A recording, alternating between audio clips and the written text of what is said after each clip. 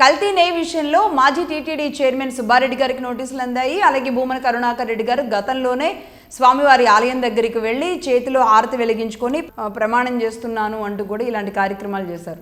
నిజంగా ఇక్కడ సిగ్గుపడాల్సిన, విచారించాల్సిన, బాధపడాల్సిన భయంకరమైన విషయం ఏంటి అంటే, ఒక తిరుమల తిరుపతి దేవస్థానం విషయంలో ఒక వార్త బయటికి రావడం, అది భయంకరంగా స్ప్రెడ్ అవ్వడం, అది కూడా స్వామివారికి సంబంధించిన తిరుమల తిరుపతి దేవస్థానంలోని స్వామివారి లడ్డు అంటే అది ఆయన ఇష్టంగా తినే లడ్డుగా భావిస్తూ ఉంటారు. స్వయంగా ఆయన తల్లి వకుళాదేవే ఆ లడ్డు తయారీని చూస్తూ ఉంటారు. ఆ లడ్డు పోటు దగ్గర ఎదురుగా ఒక ద్వారం ఉండి అక్కడ అమ్మవారి విగ్రహం కూడా ఉంటుంది. అంటే కొడుక్కి, కుమారుడికి చేసి పెట్టే లడ్డు వకుళాదేవి స్వయంగా అందులో నుంచి చూస్తూ ఉంటారు, లడ్డు పోట్లోకి చూస్తూ ఉంటారు అనేది కూడా చెప్తూ ఉంటారు.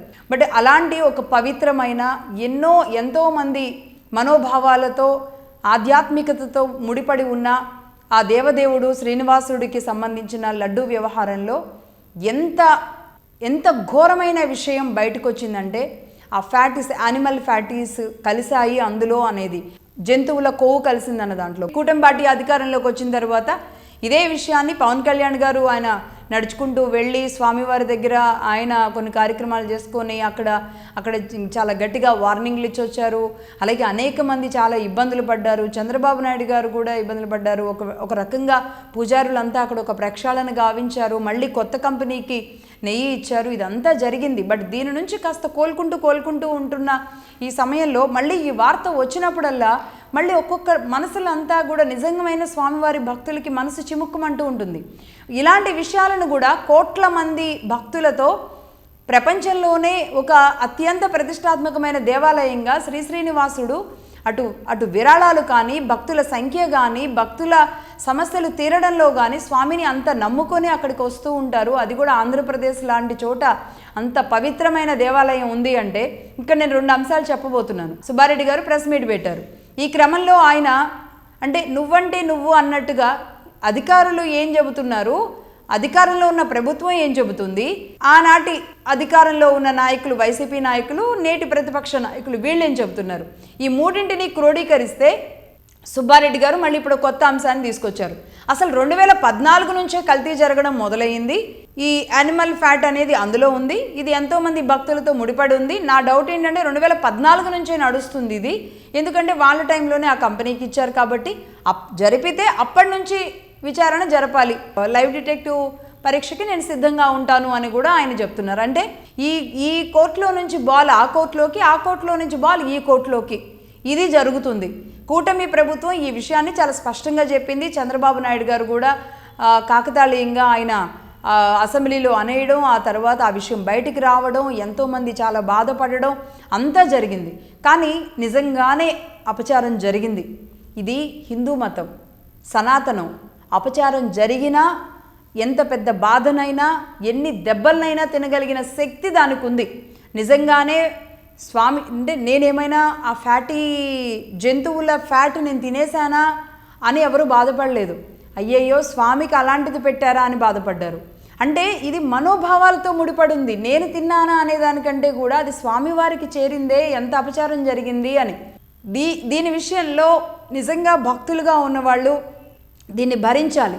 కానీ ఇక్కడ చకచకా చర్యలు తీసుకొని జరిగిన తప్పుని ధైర్యంగా బయటపెట్టి తప్పు చేసిన వాళ్ళకి ధైర్యంగా శిక్ష వేయాల్సిన పని ఎవరు చేయాలి అంటే సిట్ చేయాలి. ఇప్పటికి దాదాపుగా 16 నెలలుగా వస్తుంది అధికారంలోకి వచ్చిన కూటమి ప్రభుత్వం కానీ, దీనికి సంబంధించి ఒక సిట్ విచారణ వేయడం కానీ దాదాపుగా 15 నుంచి 16 నెలలుగా వస్తుంది. ఎందుకు ఇంత ఆలస్యం జరుగుతుంది? వీళ్ళు ఆరోపణలు చేసుకోవడానికి, ఇది ఒక వార్తల్లో నిలవడానికి, పదే దీని గురించి మాట్లాడుకోవడానికి, అది విన్న భక్తులు కళ్ళల్లో నీళ్లు తెచ్చుకోవడానికి తప్ప ఎందుకు ఈ వార్తలు? ఒక నోటీస్ ఇవ్వడానికి, ఆ నోటీస్ తర్వాత ఆయన విచారణ పిలవడానికి, ఆ తర్వాత అరెస్ట్ చేస్తారా లేదో తెలియడానికి ఇంకిన్ని రోజులు కావాలా? నిజంగా సుబ్బారెడ్డి గారు తప్పు చేస్తే కనుక దానికి సంబంధించిన ప్రూఫ్స్ అన్ని ఇమ్మీడియట్లీ తెప్పించుకునే టీం కానీ, ఆ సపోర్ట్ సిస్టమ్ కానీ కూటమి ప్రభుత్వం దగ్గర ఎందుకు లేదు అన్న ప్రశ్న ఖచ్చితంగా ప్రతి ఒక్క భక్తుడు ఈరోజు ప్రశ్నిస్తున్నారు. ఎందుకు సిట్ అంటే చాలా స్లోగా జరగాలని ఉందా? సిట్ అంటే ఎప్పుడు కూర్చునే ఉంటుందా? కదలకుండా ఉంటుందా? సిట్ ఎందుకు ఫాస్ట్గా తీసుకోకూడదు? ప్రతి దానిని ఇలా ఆలస్యం చేసుకుంటూ పోతే ప్రజలకి ఎలా దీని మీద నమ్మకం ఉంటుంది? అప్పటికప్పుడే ఎక్కడి నుంచి, బెంగళూరు నుంచి నందిని డైరీ నుంచి తీసుకొచ్చారా, లేదా ఎక్కడి నుంచి తీసుకొచ్చారు, అందులో జరిగింది ఏంటి, వాస్తవాలు ఏంటి, ఇమ్మీడియట్లీ మనం చెక్ చేయించుకునే, పరీక్షించే, లేదంటే వీళ్ళని తీసుకెళ్ళి లోపల పెట్టేసి వాళ్ళందరినీ ఏం చేస్తారో తెలియదు నిజాలు బయటికి కక్కించి ఈ తప్పు ఇంకొకళ్ళు చేయకుండా మళ్ళొక్కసారి ఎవరు అధికారంలోకి వచ్చినా స్వామివారి విషయంలో ఇలాంటి పిచ్చ పిచ్చ పనులు చేయకుండా ఒక చర్యలు తీసుకునే ధైర్యం ఎందుకు ఈరోజు కూటమి ప్రభుత్వం చేయలేకపోతుంది అనేది ఇక్కడ రాజకీయాలు కాదు, లేదంటే ఎవరినో నిందించడం ఉద్దేశం కాదు. ఎందుకు చర్యలు తీసుకోలేకపోతున్నారు, ఎందుకు త్వరగా విచారణ జరుపుకోలేకపోతున్నారు? రాజకీయ పబ్బానికో, రాజకీయ విషయాలకో ఒక లడ్డూని మధ్యలో పెట్టి వీళ్ళు ఈ లడ్డూని అటు విసిరి, ఆ లడ్డూని ఇటు విసిరి మాత్రం ఆట ఆడుకోవద్దు అని చెప్పడమే మగధా న్యూస్ ఉద్దేశం. ఇది స్వామివారి భక్తుల కోణంలో ఆలోచిస్తే కనుక అటు సిట్టుకు కానీ, కూటమి ప్రభుత్వానికి కానీ, లేదా ప్రతిపక్ష నాయకులకు కానీ, సుబ్బారెడ్డి గారు లాంటి మహానుభావులకో, లేదంటే భూమన కరుణాకర్ రెడ్డి గారు లాంటి వాళ్ళకో కానీ అందరికీ ఒక రకంగా చేతులెత్తి నమస్కరించి చెబుతున్న అంశం. లడ్డూ విషయంలో ఆయన అన్నారు ధైర్యంగా నేను వస్తాను లై డిటెక్టివ్ పరీక్షకు కూడా అని. ఓకే, అలాంటి ఆయన మరి తీసుకువెళ్ళి విచారించండి, సరిపోతుంది. ఇలాంటిది చేయకుండా మీరు ప్రెస్ మీట్లు పెట్టి లేదంటే ఎక్కడో అక్కడ లడ్డూ విషయాన్ని పదే మాట్లాడుతూ దయచేసి రాజకీయం చేయొద్దు, జరిగిన తప్పు జరిగిపోయింది, జరగాల్సింది ఏంటి అని ఆలోచించి ప్రభుత్వం ముందుకెళ్తుంది. అదే ఉద్దేశంతో, అదే విధానంతో ముందుకు వెళ్ళాలి.